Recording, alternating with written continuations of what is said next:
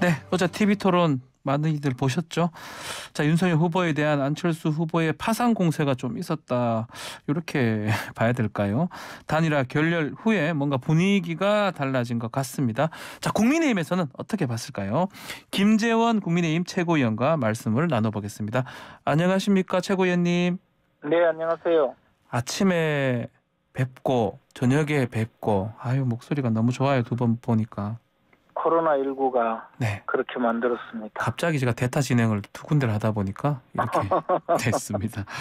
자, 다시 만나 뵙게 돼서 너무너무 좋고요. 자, TV 토론 관련해서 당내 평가는 어떤지 총평 한번 먼저 주시고 다시 말씀 나눠보죠.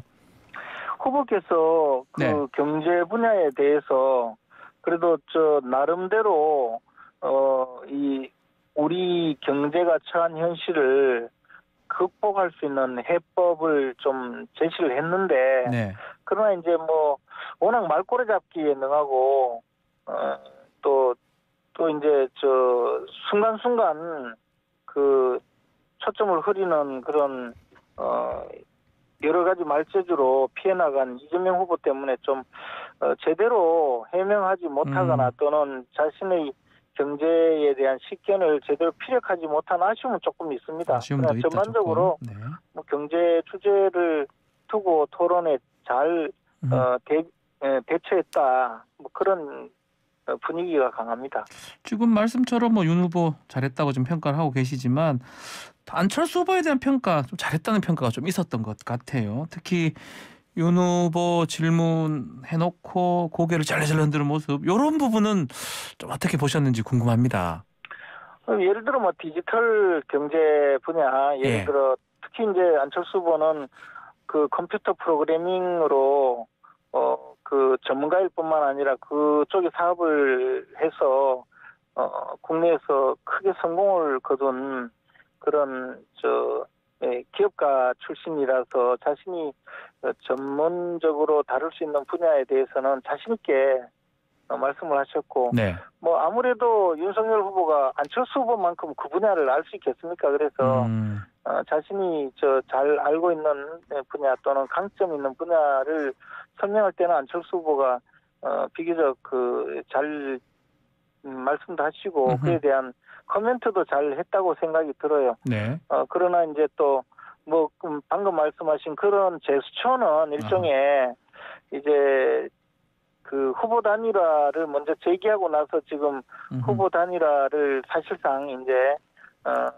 자신이 또 깨뜨려 버린 입장에서 이제 지지율이 추락한 것을 만회해 보기 위해서는 결국 윤석열 후보의 지지율을 뺏어가야 된다는 현실적인 문제 때문에 윤석열 후보에게 과도하게 그런 제스처를 취하지 않았나 하는 생각입니다. 우리 근데 2부에 우리 안민석 더불어민주당 의원은 이런 행동이 아마 모멸감에 대한, 특히 이게 단일화가 깨진 게 좀 모멸감 때문에 깨졌는데 그거에 대한 좀 보복 감정, 그런 게 담겨 있는 거 아닌가, 이렇게 해석을 해주셨더라고요. 그건 좀 강한 해석입니까? 안민석 의원 같은 분이야 무슨 이야기를 하든 그게 무슨 의미가 있습니까? 아, 그렇습니까? 예, 그리고 이제 어쨌든 이 사이 틈을 버리려고 온갖 있는 이야기 없는 얘기 다 하실 텐데 귀담아 들을 이야기가 있겠습니까? 알겠습니다. 우리 아침에도 말씀하셨지만 그 단일화의 가능성 아직 남아 있다라는 거죠? 안철수 후보께서 말씀하신 내용을 잘 보시면 어쨌든 안철수 후보께서 단일화에 대한 대답을 기다리신 말씀 또 그리고 앞으로 이제 단일화를 더 이상 단일화 이야기를 할 필요 없다 이런 입장이긴 하지만 그러나 그 필요성에 대해서 말씀하셨거든요. 그래서 여전히 투표하기 전날 심지어 투표가 끝나기 전까지라도 투표 당일까지라도 후보 단일화를 통해서 그 정권 교체의 가능성을 높여주고 정권 교체를 통해서 대한민국의 미래를 어떻게 만들어갈 것인지 함께 그 뜻을 모아가고 협력해가는 과정은 반드시 필요하다고 봅니다. 저는 이 후보 단일화는 단순히 여론조사를 해서 후보를 누구로 선출하느냐의 문제가 아니고 정권 교체를 확실히 이루고 또 안철수 후보께서 정권 교체의 주역이 되겠다고 그만큼 말씀해 오신 이상 정권 교체를 통해서 안철수 후보께서 만들어가려는 대한민국 모습을 함께 만들어가는 그 큰 과정에 동참해 주시기를 바라는 마음 때문에 더더욱이 후보 단일화에 대해서 강한 그 요구와 애착을 갖고 있습니다. 아마 우리 이 정권 교체를 원하는 국민 대다수가 안철수 후보의 동참을 바라고 있지 않을까 생각합니다. 하는데 이분은 조금 다른 것 같아요. 이준석 대표. 뭐 계속 좀 안 후보 혹시 들으면 좀 언짢을 만한 그런 말들도 많이 하고요. 이런 것들 때문에 단일화가 쉽게 되겠습니까? 이거는 뭐 제 개인적 생각이긴 한데 어떻습니까? 뭐 하여튼 이준석 대표께서도 뭐 예. 단일화 자체를 반대하는 것도 아니고 단일화에 뭐 나름대로 단일화를 이루려는 뭐 생각에서 평소 하시고 싶은 말씀을 하시는 것 아닌가 아하. 그렇게 봅니다. 예. 뭐 잘 되도록 하려고 하는 충정 때문이죠. 네, 알겠습니다. 끝까지만 듣고요. 대장동 얘기도 조금 해보면 어제 좀 새로운 보도가 있었는데 이 부산저축은행 2011년도 당시 수사 당시에 좀 윤 후보가 당시 검사를 하면서 봐줬다 조모 씨를 뭐 그런 대화까지 이제 공개가 됐습니다. 또 그분도 이재명 후보가 아닌 현직 대법관인데 이런 얘기들이 나오고 있는데 여당은 이거 사과해라 뭐 또 고발도 하겠다라고 하는데 야당에서 지금 어떻습니까 이거? 근데 뭐 아직도 정신 못 차리고 대장동 사건 가지고 어떻게든 한번 뒤집어 씌워 보려고 하는 그런 노력이 있는 것 같은데 네. 이게 지금 그 내용을 자세히 보면 전부 사기꾼들이 자기 그 영향력 가지고 큰 소리 치는 내용이잖아요. 네. 그것을 뭐 지금 가지고 와서 마치 뭐 사실인 것처럼 이야기하는데 당시 그 부산저축은행 사건은 대장동 개발이 이루어지기 훨씬 전인 2009년 무렵 사건이 아닌가요? 뭐 그때부터 시작됐을 겁니다. 예.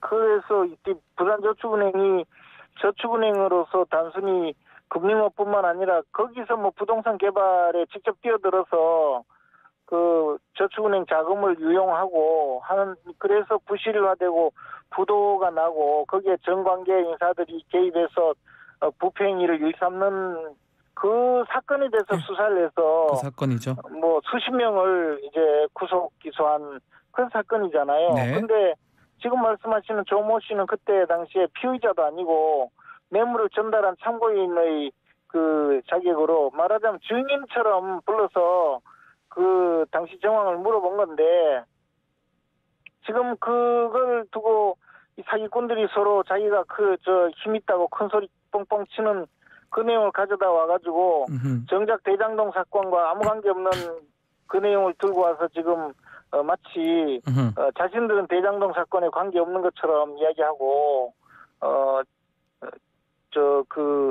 이 대선에 활용하려는 그런 지금 주장인데 그 만약에 정말 그런 내용이 있다면 또는 그 녹취록 전체를 입수했다면요 전체 공개하시고 전체를 공개하라. 이재명 후보는 그날 어제 보면 이재명 게이트라는 말이 나온다고 했더니 펄쩍 뛰면서 만약에 그 이야기가 나오지 않으면 사퇴하라고 하고 소리 지르고 몇 그 번 얘기를 했습니다. 하더니 아니 솔직히 이야기해서 그 이재명 게이트라는 말이 그 안에 들어 있었잖아요. 그러면 자신이 사퇴해야 될 거 아니에요. 자신이 처벌받지. 그런 적반하장의 모습을 보이는 걸 두고 뭐 지금 그 내용을 가지고 왈가왈부할 이유가 뭐가 있겠습니까? 알겠습니다. 다 가짜예요. 그거는. 자, 도이치모터스 주가 조작 관련해서 윤 후보가 약간 말을 좀 바꾼 것도 논란이 되고 있거든요. 이건 또 어떻게 보십니까? 2010년 5월 이후에 거래가 없었다 했는데 약간 있었어요. 뭐 손해는 그거는요. 봤다 하지만. 네. 말을 바꾼 게 아니고요. 네. 그동안에 그 민주당 또 이재명 후보 측에서 주장한 것은 이른바 그 김건희 씨는 주가 조작범에 대해서 돈을 대준 전주고 주가 조작을 한 선수가 김건희 씨의 그 자금을 받아서 주가 조작에 나섰다 이 주장을 했었잖아요. 네네. 그런데 사실 문제가 된 계좌에 들어있던 자금은 그 주가 조작에 나선 그 사람의 그 사람에게 맡겼다가 얼마 후에 이 손실이 나 있어서 되찾았다 그 이야기예요. 그 이후에 그 사람이 주가 조작 사범이 더 이상 관여하지 않았다는 의미예요. 그래서 주가 조작의 전주고 주가 조작 사범이 그 주가 조작을 하는 과정에 돈을 대주고 돌려받았으니까 공범이다 이렇게 주장했잖아요. 근데 사실은 네. 그게 아닌 것이 드러난 것이고 그 이후에 그 사람과 관계해서 주가 조작에 관계 있는 사람에게 맡겨서 주식 거래를 한 적이 없다고 이야기한 거죠. 그 네. 외에 주식을 전부 받았으니까 나중에 손실을 줄이기 위해서 장기 보유하면서 조금씩 팔았을 거 아닙니까? 아하. 팔고 사고 한 거지. 그걸 뭐 거래가 있었고 없었고 하는 그 문제가 뭐 그래 대단한 겁니까? 민변에서는 또 이거 기소하라고 김건희 씨 범죄 연패 많이 나오지 않냐 이런 얘기도 하는데 이것도 잘못된 겁니까 그러면? 뭐 그분들 다 지금 뭐 이제 선거 때 되면 아, 나오는 분들 아닙니까? 예, 그분들이 나와서 예. 근거가 있는 이야기를 하는 건지도 의문이고요. 네네. 그분들이 법률가라면 법과 원칙에 따라 수사를 하라 그래야 되지. 어떻게 한쪽 편이 돼가지고 죄 없는 사람 죄 뒤집어 씌우려고 하는 분들이 무슨 변호사입니까? 예, 뭐 하여튼 알겠습니다. 그 사전 투표 이제 3월 뭐 2일, 3일, 4일, 5일인가요? 되는데 좀 현재 판세 또 어떻게 보시는지 그것도 한번 전망해 주십시오. 그럼 지금 여론조사가 언론을 통해서 계속 발표되고 있는데 거의 모든 여론조사요. 거의 대다수 또는 거의 모든 여론조사가 이미 순위가 정해져 있잖아요. 네. 그리고 1위 윤석열, 2위 이재명, 3위 안철수, 4위 심상정. 만약에 허경영 씨가 포함되면 또 4등을 허경영 씨가 하는 여론조사도 있는데요. 네. 뭐 그런 순서가 있고 1위와 2위의 격차가 조금씩 벌어지는 거잖아요. 뭐 그런 추세가 결국 이제 막판까지 굳어지지 않을까라고 조심스럽게 네. 예상을 하고 있지만 저희들이 뭐 워낙 이제 그 여러 가지 또 변수와 지금 막판에 이제 과거 뭐 김대엽의 사기극이나 또는 뭐 지난 서울시장 보궐선거 때 끝까지 생태탕이라고 주장하면서 생태탕 논쟁을 벌이고 부산시장 보궐선거에서는 또 무슨 부산시장 박영준 시장에 대해서 개인적인 공격을 많이 일삼았는데 네. 이제 뭐 이분들이 할 줄 아는 게 그밖에 더 있습니까? 한 2주 동안 뭐 죽기 살기로 또 없는 거 만들어내서 또 흑색천전할 텐데 그거 대비하는 게 굉장히 중요하다고 봅니다. 알겠습니다. 자, 오늘 말씀 여기까지 듣겠습니다. 감사합니다. 고맙습니다. 지금까지 국민의힘의 김재원 최고위원과 함께했습니다.